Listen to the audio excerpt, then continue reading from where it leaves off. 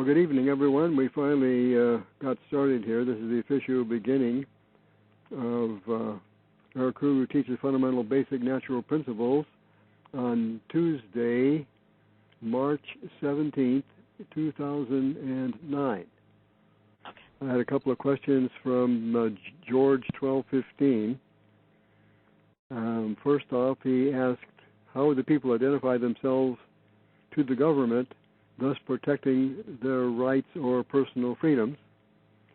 And the next one is the word people in the Constitution self-understood, or is it defined somewhere in the Constitution just like the word citizens? I'll address both of those together because I think that's significant that they be addressed together. The word people of the United States is a term of art set forth in the preamble. A term of art is a sneaky way that politicians and lawyers use to create a definition without saying so.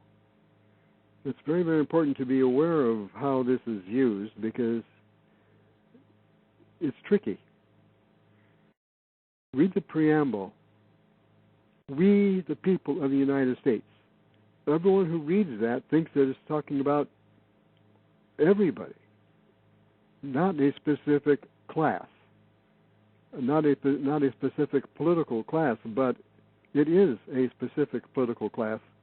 We, the people. It's limiting. Think of those words. We, the people. Those three words are limiting and exclusionary. Limiting it to a specific group of individuals. The people of the United States. We, the people of the United States. Now, who is that? It's not the people of the planet Earth.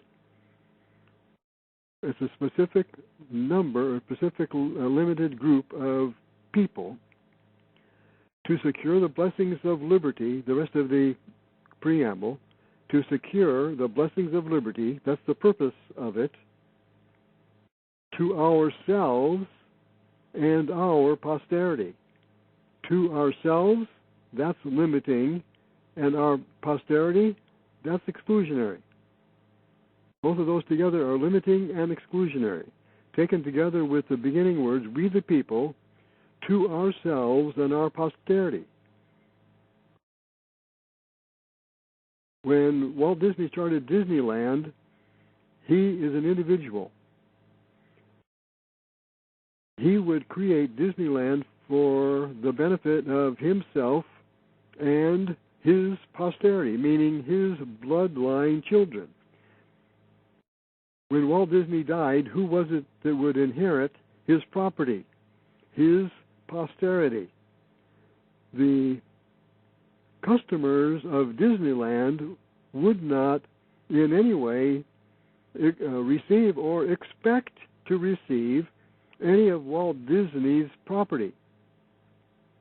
They went to Disneyland, they enjoyed Disneyland, they paid for their ticket to get in. Walt Disney got that ticket money, and when he died, his children will inherit Disneyland and that ticket money. That is, we the people of Disneyland, as Walt Disney, in order to secure the blessings of the profits of Disneyland to myself and my posterity. It doesn't mean everybody who went to Disneyland is going to share in the blessings of the profits of Disneyland. We the people of the United States, in order to secure the blessings of liberty to ourselves and our posterity, does not mean that the citizens of the United States are going to have any share in the blessings of liberty.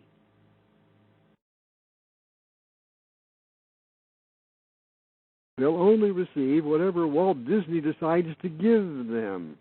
When people buy tickets to get into Disneyland, they're not sure exactly what's going to be in there.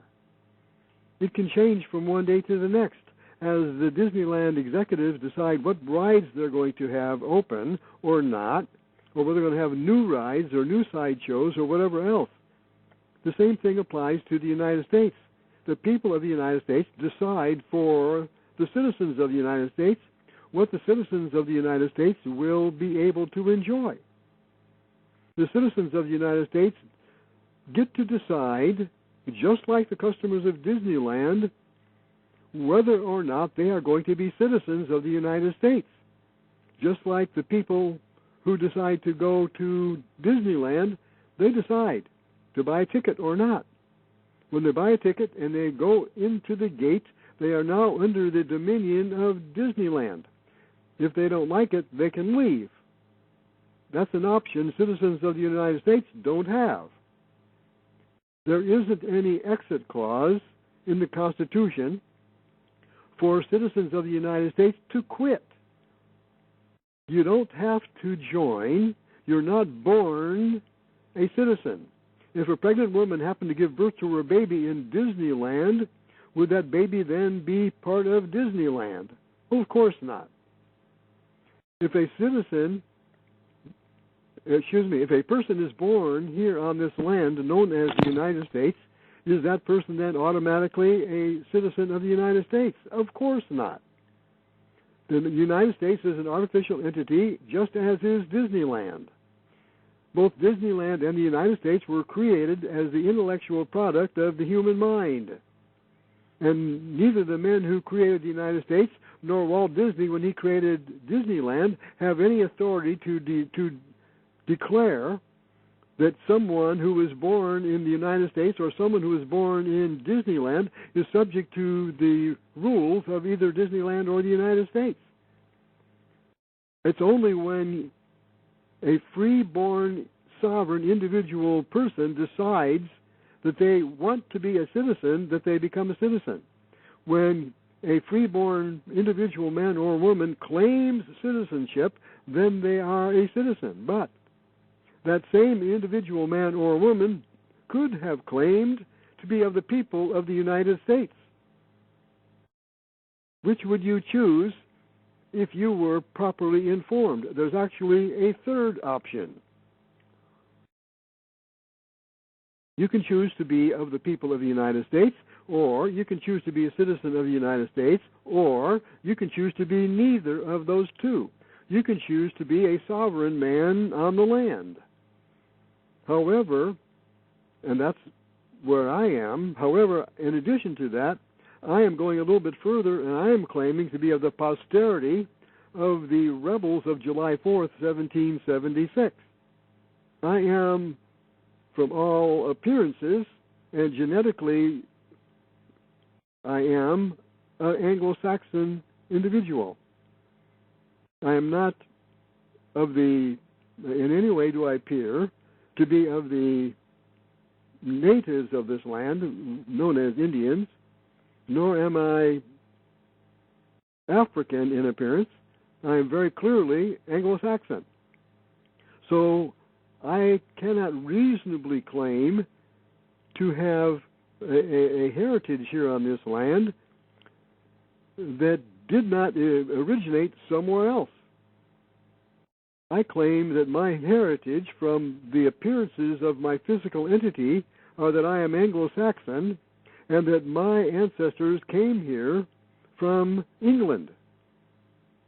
I don't know who they are or were. No one knows that information about themselves or about anyone else. It's impossible for anyone to know any of that. Those who are of African appearance cannot reasonably claim to come from Anglo-Saxon heritage. They can reasonably claim to come from Africa. There isn't anything at all wrong with that. It's just a matter of understanding what the basis is for determining your political status. It would be unreasonable for an African to claim to be of the sovereignty of the Anglo-Saxons. That doesn't mean that the Africans here cannot claim to be of sovereignty. Of course they can. In fact, Anglo-Saxons aren't going to like this, but I contend that those who are African